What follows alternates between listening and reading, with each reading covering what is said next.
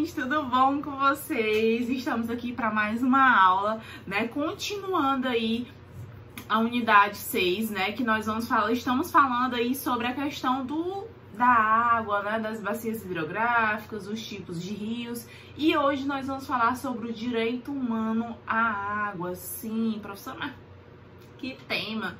Gente, é óbvio, né, que vocês devem saber que o nosso corpo, para a gente sobreviver, nós necessitamos de muita água.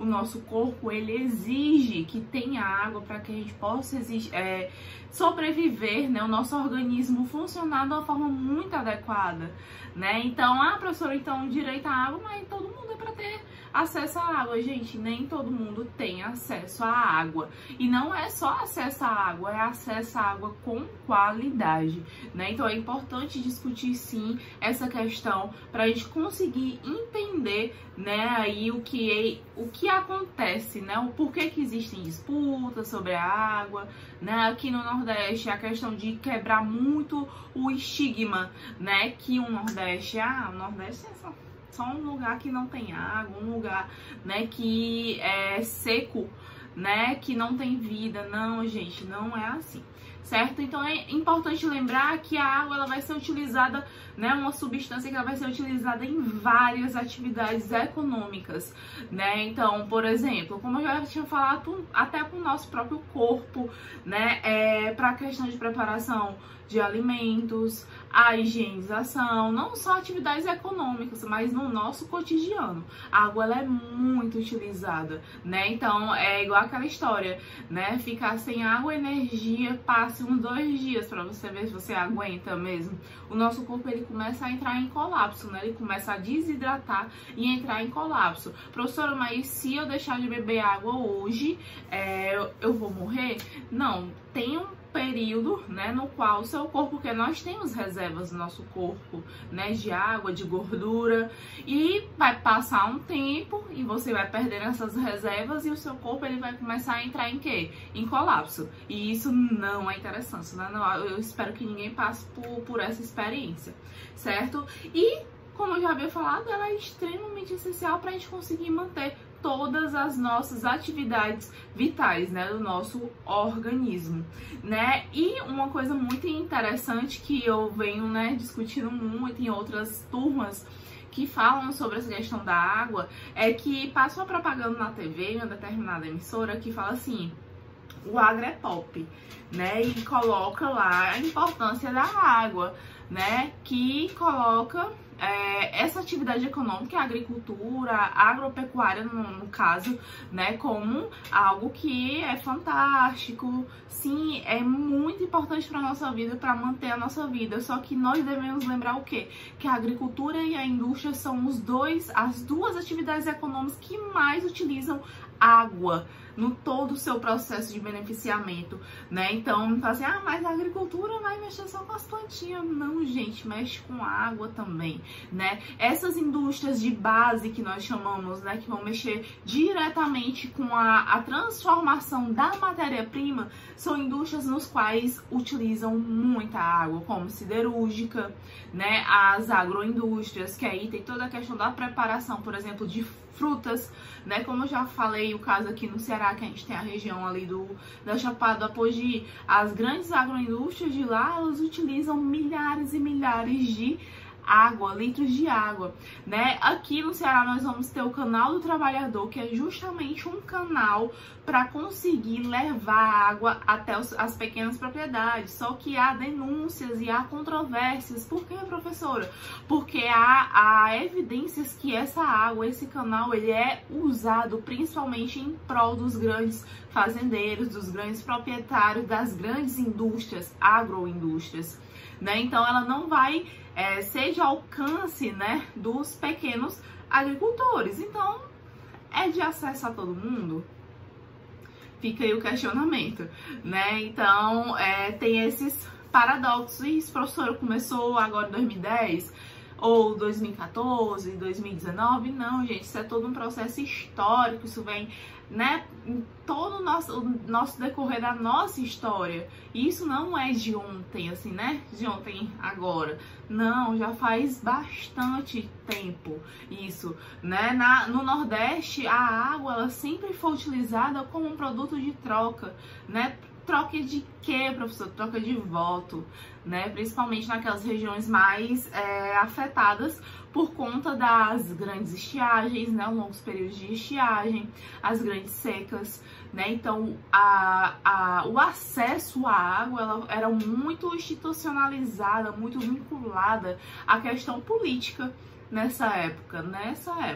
Hoje em dia, as coisas já deram uma grande modificada, vamos dizer assim, né? Então é importante lembrar, uma das indústrias que mais utilizam, né, a água é a indústria de celulose e a indústria de bebidas, né? A da celulose para a transformação do papel, né? Eu tô dando exemplos. A da celulose, que é a da transformação dos papéis, transformação da celulose em papel, perdão. E também tem a de bebida, né? A bebida, ela trabalha diretamente, é um líquido, né? Então, é o estado físico da água. Então, ele vai precisar diretamente da água. E eu faço uma ressalva com relação às indústrias de bebida. Eles devem seguir padrões extremamente rigorosos para não existir a contaminação dessa água, né? O ano passado teve o caso daquela cerveja Belo Horizontina, né? Becker e tal, que foi em Minas Gerais, naquela região, no qual houve uma contaminação dessa bebida, né? De vários lotes da cerveja, que causou até mortes, né? Cerca de 10 mortes. E é tanto que, né, em grandes cervejarias, grandes produtoras de produtos, né, de bebidas, ter um controle, uma auditoria todos os dias para conseguir, né, deixar tudo dentro do padrão da melhor forma, para que não exista contaminação de nenhum tipo, né? Esse tipo foi uma contaminação por um produto químico, por exemplo, essa que eu tô falando lá da cervejaria lá de Minas Gerais, mas também pode ter a contaminação por bactérias, por vírus, né? Então, são vários fatores que estão ali intrínsecos. Então, é extremamente importante a regulação, né, o monitoramento para que não exista esse tipo de contaminação, né, que pode prejudicar muito o ser humano. Outra questão, já falando de contaminação, é que nós seres humanos temos um costume péssimo, mas, né, péssimo não é péssimo, muito, de contaminar nossos recursos hídricos, né? E isso aumentou principalmente com o processo de urbanização. Professora, por que aumentou o processo de urbanização? Porque junto com o processo de urbanização, em muitas cidades ocorreu também o processo de industrialização. A priori, uma ressalva, geralmente ocorre primeiro o processo de industrialização, que por conta da chegada das grandes indústrias, o que é que vai acontecer? Vai atrair muita gente. Isso vai fazer um outro tipo de processo, o processo de êxodo rural, que é a migração da população do campo para a cidade, em busca de melhores condições de vida. Ao chegar na cidade, a população tem de ficar assim num cantinho bacana, né? No caso, né? Numa área bem interessante. Eles vão começar a se aglomerar, a formar vilas, povoados, bairros, em lugares um pouco mais afastados. E aí vai começar todo o processo de urbanização. E com esse processo de urbanização requer o quê? Toda uma questão de infraestrutura. E um dos serviços básicos públicos é o saneamento básico. E nesses casos, quando há uma urbanização desenfreada, o que acontece? Não tem esse serviço básico, que é o saneamento, né, professor? Que é o saneamento? Saneamento nada mais é do que pegar o seu esgoto, né, toda aquela água que você produz durante o dia, que não vai servir mais, por exemplo, a água do sanitário, a água que você lavou alguma coisa, enfim, todo o movimento que você faz com água, né, que é jogado na encanação, é necessário que tenha um sistema de esgotamento, um sistema sanitário, para que essa água ela seja tratada antes de ser lançada em um corpo hídrico. Mas muitas vezes não existe esse processo de saneamento, esse sistema de saneamento básico. O que é que acontece? A população, isso é muito assim, corriqueiro, a população muitas vezes mora à beira de rio, exemplo, né, de um córrego, de um rio, de um lago, o que é que ele vai fazer se não tem encanação para recolher o esgotamento? Vai, joga tudo dentro do rio. Isso vai causar o quê? A poluição total do rio, né? Então aqui a gente vai ter vários exemplos dentro de Fortaleza, por exemplo, o rio Maranguapinho.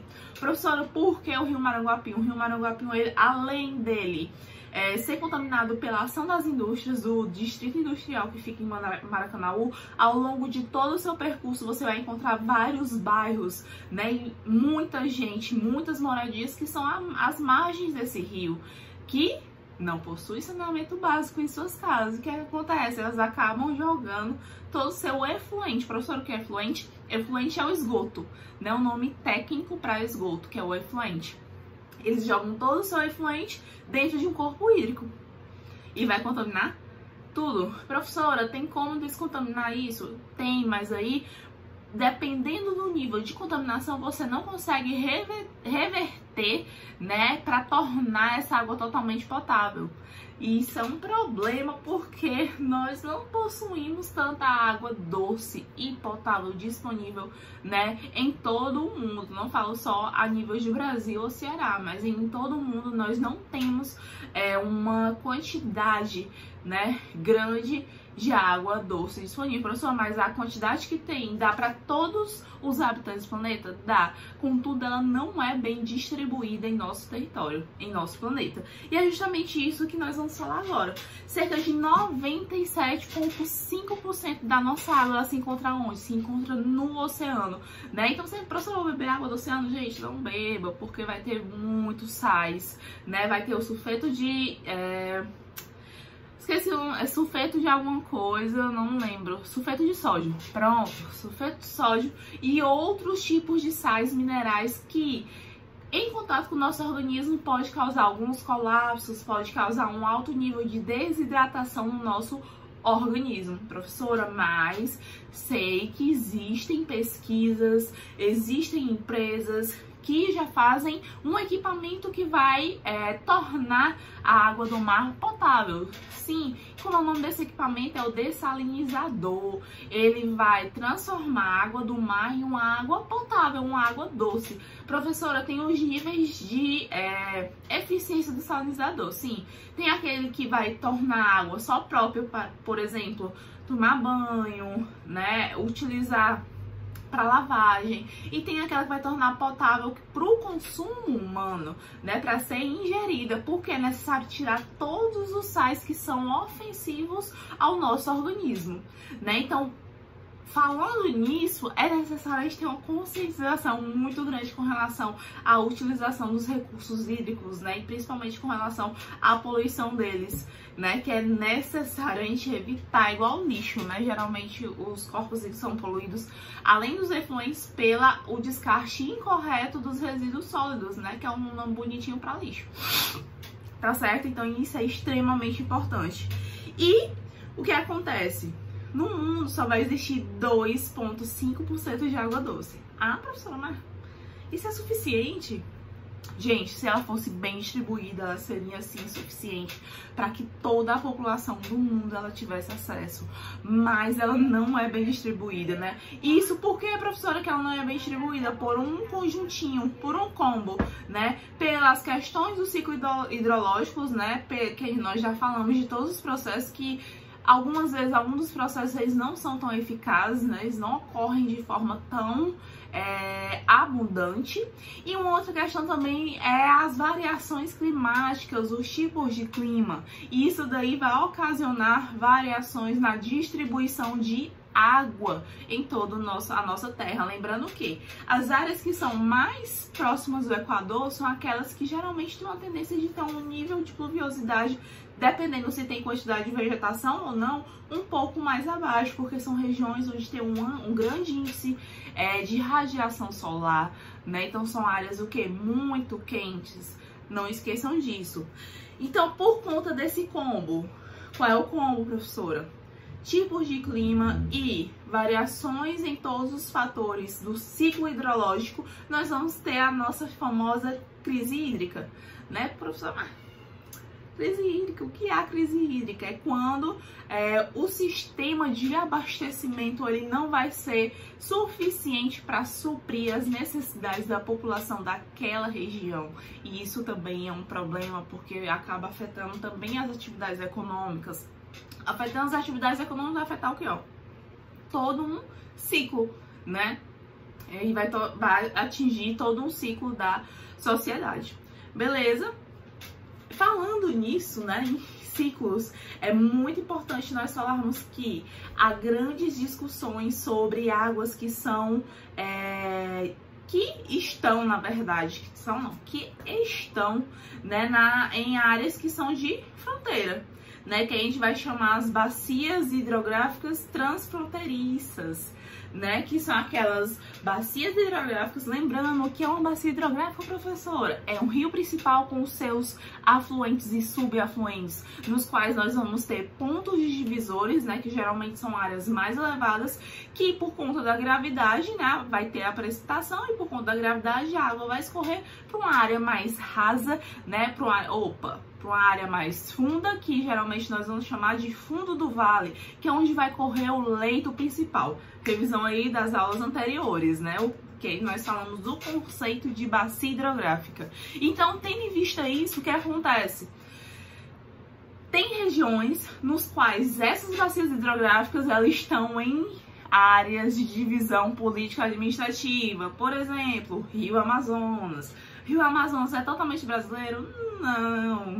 Não é, né? Por isso, quando eu falo dos climas, a questão da Caatinga, né, do bioma, na verdade, né, a Caatinga, nós temos que lembrar o quê? Que a Caatinga ela é 100% brasileira, é o único bioma que ele é 100% brasileiro. Professor, mas a floresta amazônica também é. Não, gente, a floresta amazônica ela também está presente em outros países que fazem fronteira com o Brasil, assim como a bacia do Rio Amazonas.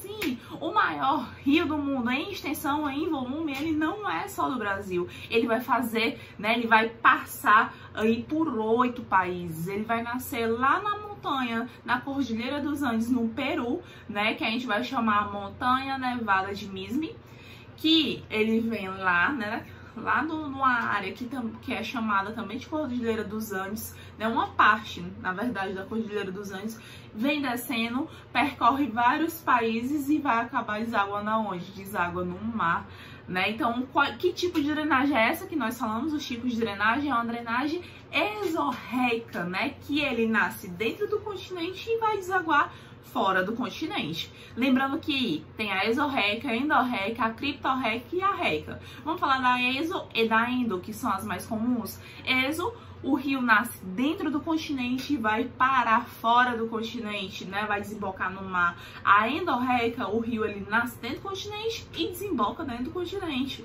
né? Então, ele vai desembocar geralmente em um outro rio ou um lago. Isso endo, exo, externo, endo, interno. Não esqueçam desse tipo de drenagem.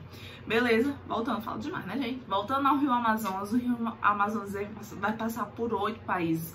Peru, né, outros países aqui, Bolívia, Colômbia, Equador, Venezuela, Suriname, Brasil, certo?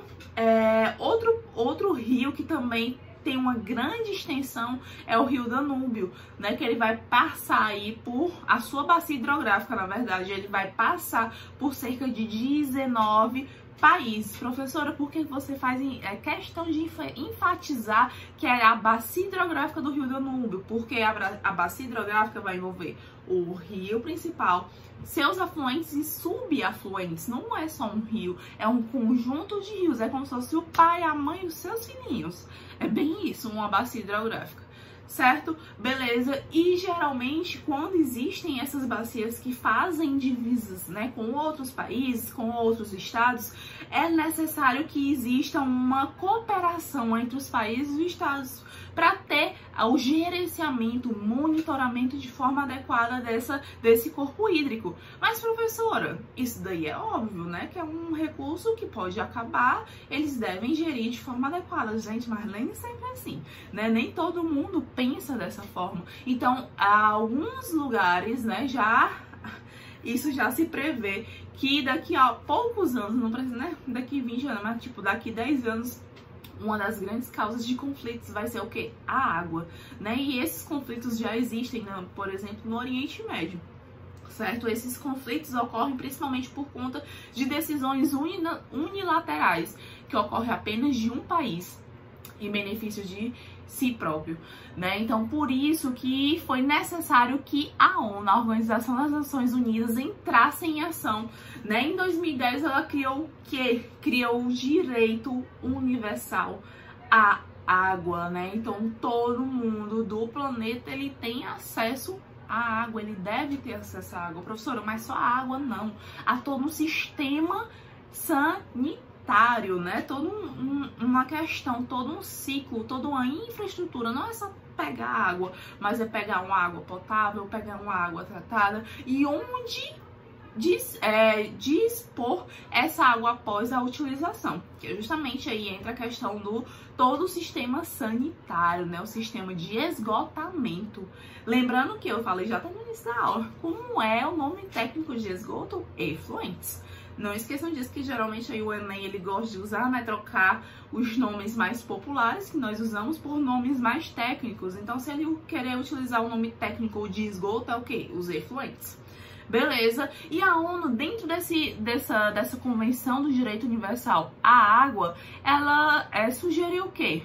Para um bom funcionamento do organismo da pessoa, é necessário que a pessoa utilize, né, ou ingira 2 litros de água por dia. Professora, mas isso daí é a coisa mais fácil do mundo você fazer isso por dia, gente, mas tem gente que não tem acesso à água. Então a água é como se fosse um artigo de luxo.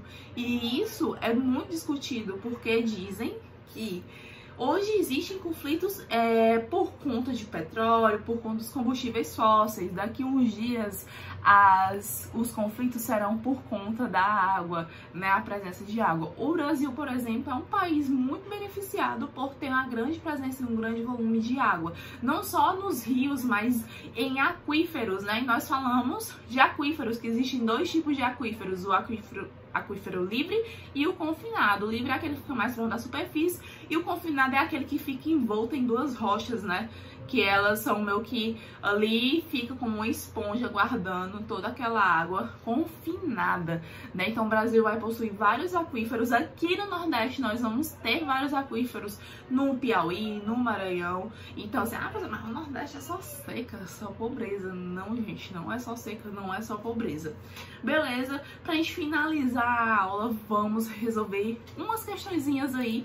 Peguem o livro de vocês na página 123, né? Ele vai mostrar um mapa. Lembrando que é essencial vocês lerem e interpretarem mapas. Olhem 4 elementos principais: título, legenda, orientação e escala, né? São elementos do mapa nos quais vocês vão se apegar para conseguir ler e interpretar da forma adequada. Então, nesse mapa aí da página 123, ele vai trazer o quê? Qual é o título dele? Planisfério, estresse hídrico em 2013. Professor, o que é o estresse hídrico? É a quantidade, né, de água que requer aquela população, né? Ou a quantidade de água que é necessária para suprir as necessidades daquela população, ou a disponibilidade de água para aquela população. Geralmente é utilizado mais a questão da disponibilidade, né, de água para a população. Então aqui no Brasil, é tanto que no Brasil, ó, estresse baixo, né, que é um amarelinho, porque a gente tem um volume muito grande de água disponível, mas todo mundo tem acesso? Não tem acesso. Então vamos interpretar aqui um mapa, né? Ele vai pedir aí na questão: observe um mapa e faça uma análise comparativa entre os países do norte da África e um país da América do Sul. Vamos pegar o Brasil, né? E o norte da África. O norte da África, justamente, você vai lá na legenda. E na legenda ele vai mostrar o que? O estresse, né? O norte da África ele vai estar essas cores mais escuras, né? Vai estar estresse alto e estresse extremamente alto, né? Porque a presença de água é o quê? Muito baixa. É justamente nessa região onde há grandes investimentos no equipamento do dessalinizador, né? Para transformar a água do mar em água potável. Então, em comparação com o Brasil, você vê que aqui a demanda de água e a quantidade de água disponível para a população ela é bem menor do que no Brasil, né? O Brasil ele é o clarinho, ele é o que está em menos nível, né? o nível mais baixo, estresse baixo. E isso é importante vocês lembrarem que por isso que se diz tanto que daqui a alguns anos o Brasil vai ser alvo, né, de disputas com relação à água. Gente, isso é certeza, professora? Não sei, só aí o futuro que vai dizer, né? Eu sou daquela que não vamos chorar por antecipação, vamos esperar os fatos acontecerem realmente. Outra questãozinha aqui maravilhosa, vamos ler um texto que vai falar justamente sobre a questão de ter interesses hídricos, né, nos recursos hídricos. Na página 125 você vai ver aí um texto. Vamos ler lá o texto e responder as questões. O texto começa assim: a disputa de água entre China e Índia após a suspensão da fronteira. Um dos principais rios da Ásia, o Brahmaputra, origina-se no Tibete e flui para a Índia. Antes de entrar em Bangladesh, onde se junta ao Ganges, né, e desemboca na Baía de Bengala. O Brahmaputra fica severamente inundado durante a temporada de monções, todos os anos, causando grandes perdas no nordeste da Índia e no Bangladesh. Os dois países têm acordos com a China para que o país compartilhe os dados hidrológicos do rio durante a estação das monções, entre 15 de maio e 15 de outubro. Os dados são principalmente sobre o nível da água do rio, para alertar os países adjunçantes, lembrando que tem a adjunçante e a montante. Vocês lembram? Deixar aí para vocês assistirem, a gente falou disso, né? Que tem várias classificações lá do rio: montante, junçante. Quero que vocês lembrem aí, a aula passada nós falamos disso. Em caso de inundação, para a Índia, a China insinuou uma incerteza quanto à retomada da partilha de dados. Delhi também pediu dados para os fluxos não monçônicos do rio, porque há suspeitas na Índia que a China poderia desviar as águas do Brahmaputra para suas regiões secas durante as estiagens. Pequim construiu várias barragens hidroelétricas no rio, conhecido como Yarlung Shang, no Tibete. Dizem eles que não armazenam nem desviam água e não serão contra o interesse dos países adjunçantes. Mas nos últimos anos, particularmente no nordeste da Índia, também aumentaram os receios de que a China pode, de repente, liberar uma grande quantidade de água. Moradores de Dibrugarh, em Assam, onde o rio tem um dos seus trechos mais largos, dizem que viram os níveis de água do Brahmaputra subir e descer em períodos muito curtos. Então a gente tá vendo aí que tem uma questão de manipulação da vazão do rio. Professor, que diabo é a vazão do rio? A vazão do rio é a quantidade de água que tem naquele rio, o volume de água, certo? Também aumentaram os deslizamentos de terra que bloqueiam rios e provocam inundações súbitas no Himalaia. Um ano atrás, a China bloqueou um afluente do rio Yarlung Shangbu, quase que não sai, como parte de seu projeto hidrelétrico mais caro, informou a agência de notícias estatal chinesa Xinhua. Com um país amontante para Bangladesh e Paquistão, a Índia também tem sido acusada por esses países adjunçantes de ignorar suas preocupações. Especialistas dizem que essas são evidências de que a água realmente está se tornando uma questão chave na geopolítica do sul da Ásia, né? O que seria uma questão geopolítica não é só de interesse de uma população que está precisando, mas por questões políticas mesmo, de conseguir manipular a população para ter o acesso à água. E isso aconteceu aqui no Nordeste por muitos anos. Não é à toa que existia o chamado voto de cabresto. Professor, o que era o voto de cabresto? Grandes fazendeiros, né, que eram chamados coronéis, eles em suas propriedades possuíam grandes açudes e a população não tinha acesso à água, não tinha como produzir, não tinha como plantar. Então, para se tornar político naquela época, ele fazia o que? Uma troca. Você vota em mim, eu lhe dou acesso à água. Você vota em mim, eu lhe dou acesso à terra. E isso que a gente vai chamar de voto de cabresto, certo? Isso é uma questão da história aí, que vocês com certeza vão ver. Então aqui tem uma imagem, né, de soldados do exército indiano evacuando pessoas durante inundações em Assam, na Índia, em 2017. vamos lá fazer a primeira questão. Gente, eu falo demais, né? Mas é assim mesmo, é bom que vocês vão, né, dinamizando. Isso é também a questão de atualidades, né? Que entra uma questão geopolítica, a disputa por territórios, por conta de um recurso natural, né? Não é só o petróleo que é disputado, a água também, ela vem sendo constantemente, né? E é uma crescente isso, a sua disputa, né? Então vamos aqui fazer a primeira questão, de acordo com o texto, por que a questão hídrica emerge como um tema importante na geopolítica dessa região? Porque eles acham, né, que a China, né, a Índia, elas estão manipulando o rio para não dar acesso a outras pessoas, e isso muitas vezes causa alguns problemas. E ele fala aqui, né,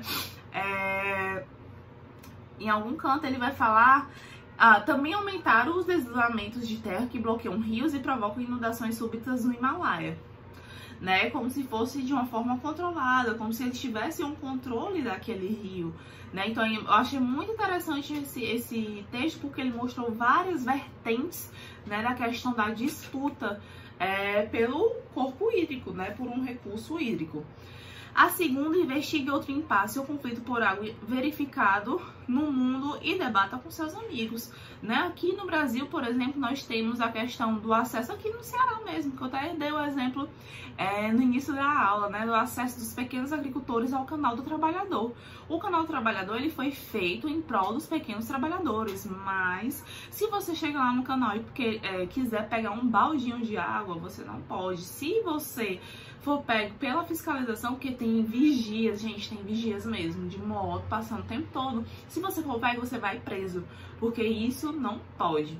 Então, isso acontece, os pequenos produtores, eles não podem pegar água daquele canal.